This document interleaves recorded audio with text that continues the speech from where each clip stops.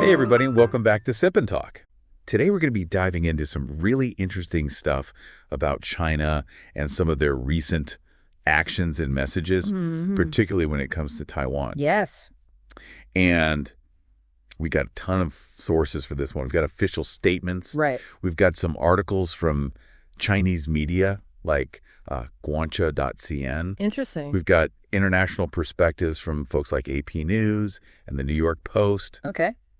And even a little peek into how people in Taiwan are feeling about all of this. I'm curious. So what we're going to be looking at today is, is China's approach to all this working? Are they getting their message across? In a way that makes sense. Yeah, in a way that resonates, or could this completely backfire? Yeah, that's the big question. So it's going to be interesting. Let's get into it. Yeah, let's jump right in. Okay. Well, one of the first things that really stood out to me was how China reacted to the U.S. Changing their website language about Taiwan. I remember this. Remember that whole "we do not support Taiwan independence" disappearing act? Yeah, that caused quite a stir. It did. And the reaction from China was... fast. Yeah. Pretty strong. That's strong. Yeah, they didn't hold back at all. Yeah. It wasn't a, we disagree with you. It was much stronger language. Oh, yeah. They were accusing the U.S. of severely violating the One China principle and engaging in political manipulation. Yeah, it was a lot. It was a lot. It severely violates. Yeah. That's some strong language. Yeah. It's like... they pulled out all the stops. Yeah, like your grandma's writing you a very... sternly worded letter. Yeah. It makes you wonder, though. Yeah. Does this actually work? Does it actually get the job done? Yeah. Like, is it an effective way? To get their point across. Or is it just kind of making things worse? Alienating countries? Yeah. Potentially. Like, is it helpful or hurtful? Yeah. That's a good way to put it. Yeah. So we looked into this a little bit, and some sources like guancha.cn, which is pretty popular in China, they argue that this really strong stance is important. They say it's the only way to deter Taiwan from independence. Yeah, any moves toward Taiwan independence, and also to rally support within China itself. Makes sense. So it's kind of a, don't even think about messing with us. Yeah, we're serious. Kind of vibe. This is important to us. Exactly. You don't want to mess with us on this? Yeah, don't test us on this one. But then there's this other side. Yeah. There are people both inside and outside of China who are saying... hold on. Yeah, hold on a sec. This could backfire. Yeah, they think that using such aggressive language so often could damage China's reputation. Make them seem like they're not reasonable. Exactly. Yeah. Inflexible. And they also think it might unnecessarily make things worse with the U.S. Like escalate things when they don't need to be escalated. Yeah. Yeah, that makes sense. And this is where some of those other sources we mentioned, like AP News and New York Post, they become really interesting because... they give us a different view. They do. Yeah. They show how the rest of the world is... reacting to all this. Yeah, how they're seeing China's response. Yeah. So it's definitely gotten their attention. Yeah, they've noticed. But whether it's having the effect that China wants. Right. Yeah. Is it working the way they want it to work? That's a different question. Yeah. We don't really know the answer to that yet. Yeah, and that's what makes it so interesting. Exactly. So we've got this very, serious... official side, the diplomatic response. But then there's this other layer that we found that I thought was really interesting. Yeah, what's that? Which is this whole thing about anti-U.S. and anti-Japan sentiment in China. Oh, yeah. And how... that plays into this. It's almost like a contradiction. Right. It's It's interesting how it all kind of... like a fortune cookie with a mixed message inside. Exactly. Yeah. Because on the surface, you have this strong feeling against those countries. But then you see something else. Yeah, when you look a little closer, Yeah. you see these contradictions. It's like that friend who's always complaining about reality TV. Right. But then secretly they're watching all of it. They're watching every episode. They know all about it. Yeah. You've got people boycotting Japanese products. Right. But then loving the newest anime series. Yeah, or they criticize U.S. politics. Right. But they're... first in line to see the new Marvel movie. Exactly. Like, fascinating. And then there was this example we found. Oh, yeah. What was that? Where China banned Memoirs of a Geisha. Oh, yeah. Which starred a Chinese actress. Right. Zhang Zi. It just seems so strange. It is interesting. It really is. And it makes you think about their diplomatic messaging, too.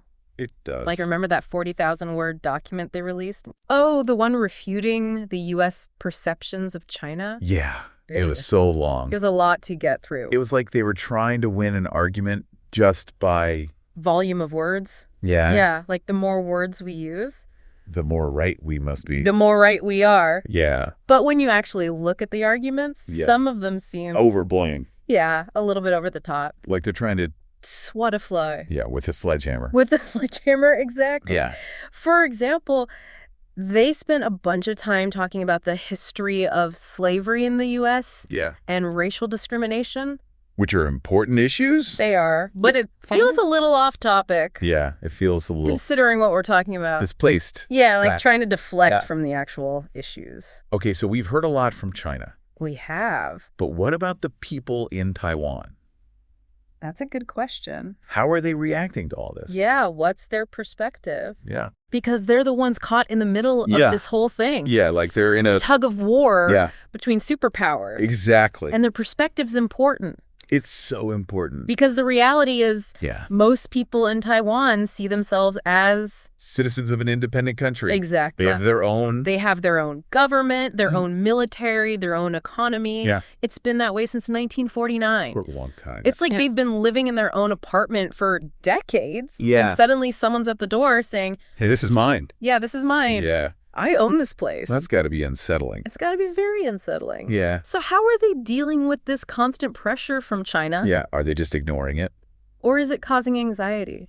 Yeah. It's got to be a big factor in their lives. I would think so. You can see it in their politics, in their society, in their movies and TV shows. There's this constant awareness. They're living next to a big river. The powerful neighbor. Who doesn't think they should exist as their own country. Yeah, and it's not just about the identity. No. It's about... there are very real concerns. Yeah. About security, freedom of navigation. China claims that Strait is theirs. Yeah. But, they could control who goes in and out? Potentially. Yeah. So that's a big deal for Taiwan. It is. For their economy. Huge implications. For everything. Yeah. For their relationships with other countries. Yeah, basically. Yeah. Being able to connect with the world. Yeah. It's pretty major. So if China is saying it's theirs, what does international law say about that? Well, this is where things get more complicated. Even more interesting, because according to the UN Convention on the Law of the Sea, that strait, the Taiwan Strait, is international waters. Oh. So all countries should be able to have the right to sail through there freely. Okay. So China's claims are kind of going against their clashing with international law. So that creates a lot of uncertainty.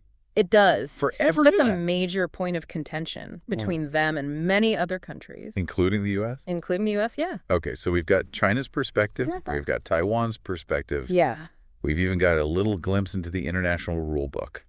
A taste of it all. This is complicated. It is. But we've got more to talk about. We do. So stay tuned. We'll be right back. And we'll dive even deeper into this. Yeah, we'll get into how Taiwan is dealing with all of this and what the rest of the world's doing about it. Yeah, so stick around. We'll be right back. I just want to give another shout out to Micky from Mickytolife. His channel is a treasure trove of inspiration, and he's a huge Sip&Talk fan. Absolutely. Make sure to check him out and maybe even share your awesome podcast intro with him once you've created it. Okay, so before the break, we were talking about how China's claims over the Taiwan Strait are kind of like trying to put a do not enter sign on a global freeway. Right. Not exactly legal, according to that maritime rule book. Right, the UN Convention. But how are these messages actually landing with the people in Taiwan? Yeah, are they scared? Are they like, yeah, whatever? Yeah. What's going on over there? Well, Taiwan's a democracy. Right. So there are a lot of different opinions. But when China gets really aggressive with its rhetoric, it seems to have a unifying effect. Oh, so kind of backfires a little. It can. It's like when that one neighbor yeah. starts telling you how to mow your lawn. Right. And you're like, you're going to do it your own way. Yeah, I'm going to make it look however I want. Exactly. I'm going to do circles. Yeah. I don't care. That's a good analogy. So China's basically pushing Taiwan further away. Potentially, yeah. By trying to be so strong. That's what a lot of people think. Yeah. The more China tries to be the boss, yeah, the more Taiwan looks for support. Friends. Friends internationally. Yeah, like, hey, we're a country. Yeah. Recognize us. Exactly. Which makes sense. It does. It's like you catch more flies with honey right. than vinegar. Yeah. Maybe China should try a different approach. Maybe a little more diplomacy. Yeah. A little less strong-arming. Yeah. But we have to remember something. What's that? China's got to think about its own people, too. Right. The government's been telling them for years. For decades. That Taiwan belongs to them. Right. So if they look weak on this issue... Yeah, the people would get mad. Yeah, there could be backlash. So they're in a tough spot. They are. They have to appease their citizens. Yeah. But also manage international relations. This balancing act. It's a really tough... It's very tricky. ...situation. Yeah. Okay, so you've got China's perspective, Taiwan's perspective. We even peeked at that international rule book. Yeah. But what about everybody else? Right? The rest of the world? Yeah. How are other countries reacting? Are they taking sides? Are they staying neutral? Yeah. Switzerland? Good analogy. Eating dumplings. You know, staying out of it. Yeah. It's a mixed bag, really. Some countries, like the U.S. and Japan, Okay. they're very supportive of Taiwan. They have their back. They do. They've even said they'd help militarily. So Right. they're sending a pretty strong message. Yeah, that's got to make China mad. It does. They don't like other countries. Getting involved in what they see as Their business. their territory, Right. their issue. Right. But then there are other countries, Yeah. particularly those that do a lot of business with China, Right. who are much more hesitant to take sides. Right. They don't want to make China mad. They don't But they also want to keep things stable. Right. So it's a tough position. It's a tricky situation for everybody. It is. Yeah. And it's hard to predict how it's going to play out. So what's the takeaway here for like the average person? People listening. Yeah, what should they be paying attention to? I think the most important thing Yeah. is to remember that this isn't just something happening over there. Yeah. It affects everyone. It's about so much more than just Taiwan.